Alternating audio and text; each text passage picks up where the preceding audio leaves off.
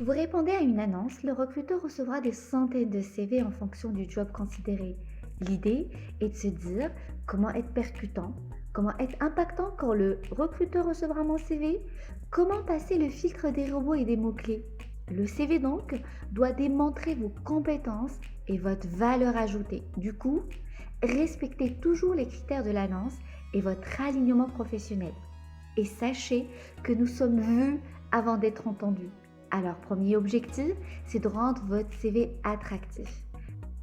N'oubliez surtout pas que les recruteurs passent en moyenne de 30 secondes sur un CV pour effectuer un premier tri, d'où l'intérêt de soigner la présentation pour capter leur regard. Mais pas la peine de faire compliqué, le mieux c'est d'opter pour un look à la fois esthétique et simple à réaliser. Dans cette vidéo, je vais vous indiquer quelques bonnes pratiques pour rédiger un CV efficace. Commençons par l'accroche. L'accroche d'un CV, c'est ce que l'œil du recruteur remarque en premier. Celle-ci susceptible d'influencer la lecture et la perception de votre profil. La partie haute de votre CV se doit donc d'allier attractivité et précision pour permettre au recruteur de vite se faire une idée à la fois de vos attentes ainsi que vos compétences potentielles. 2. Soyez concis. Pour les jeunes diplômés ou lorsqu'on a peu d'expérience professionnelle, il est très important de limiter son CV à une seule page. En revanche, si vous avez occupé plusieurs postes ou vous avez connu différents employeurs, 2 voire 3 pages sont tolérées. En fonction du type de poste que vous avez souhaité décrocher, ne sélectionnez que les compétences et expériences les plus importantes. Gardez à l'esprit que votre CV sera lu en quelques secondes. Alors, mettez en valeur les informations les plus pertinentes. 3. Faites simple. Avoir un CV original peut vous permettre de vous démarquer des candidats, mais cet exercice reste à manier avec précaution.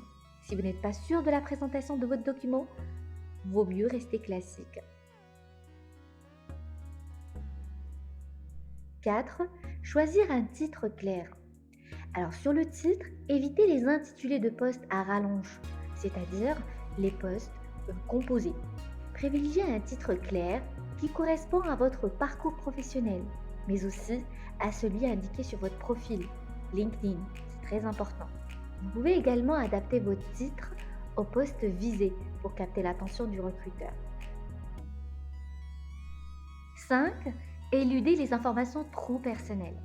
Pour éviter certaines discriminations, nous vous recommandons pas d'indiquer votre adresse, votre date de naissance, votre nationalité ou même votre situation familiale, donc nombre d'enfants, situation maritale, etc.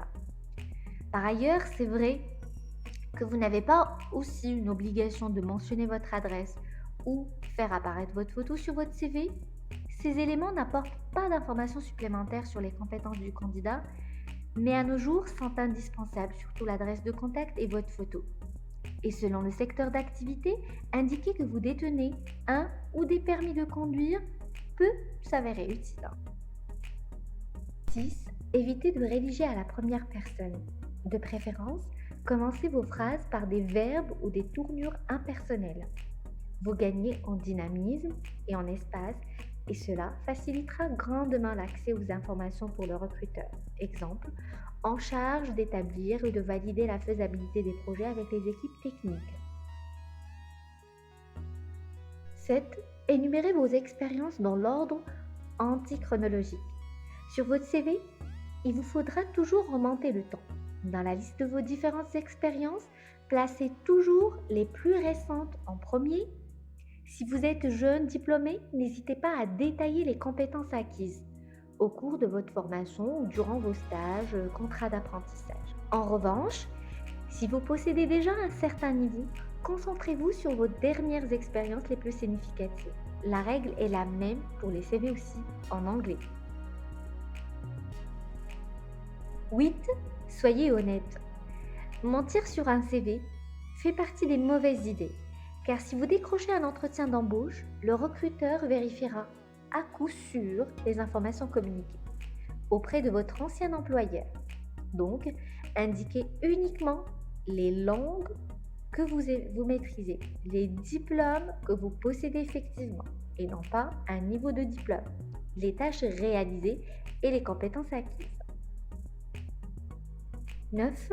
Ne négligez pas la mise en avant des compétences spécifiques et la sélection, c'est-à-dire les centres d'intérêt. Mettez vos compétences informatiques et ou linguistiques en avant, au même titre que vos expériences. Celle-ci, très recherchée par les entreprises et souvent différenciante, ont très grand intérêt pour les recruteurs et doivent pouvoir être rapidement visualisées. N'omettez pas également de mentionner toute formation du type les MOOC, e-learning, suivis pour renforcer vos expertises. La rubrique Centre intérêt peut s'avérer intéressante à détailler si vos activités extra-professionnelles démontrent des qualités personnelles transparables dans le monde du travail.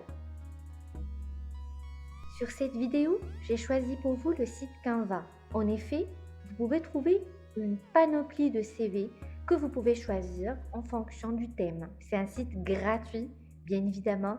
Vous pouvez modifier le contenu comme je vais vous montrer sur cette vidéo.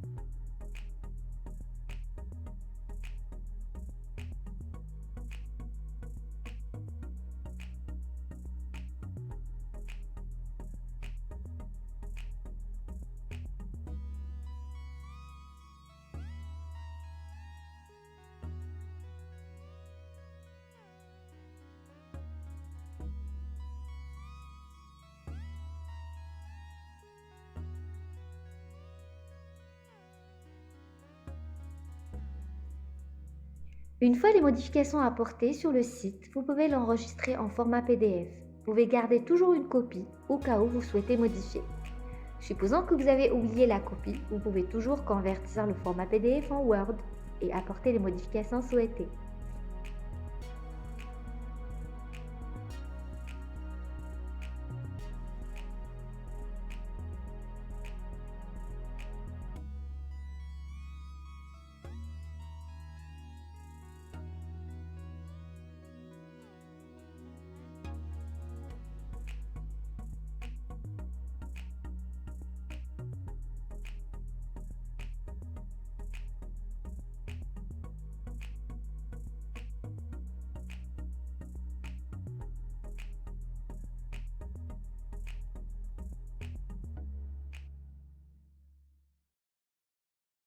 Ne ratez pas notre prochaine vidéo, comment trouver un emploi dans le domaine de la coiffure et esthétique. N'oubliez pas de cliquer sur s'abonner si ce n'est pas encore fait et liker si le sujet vous intéresse.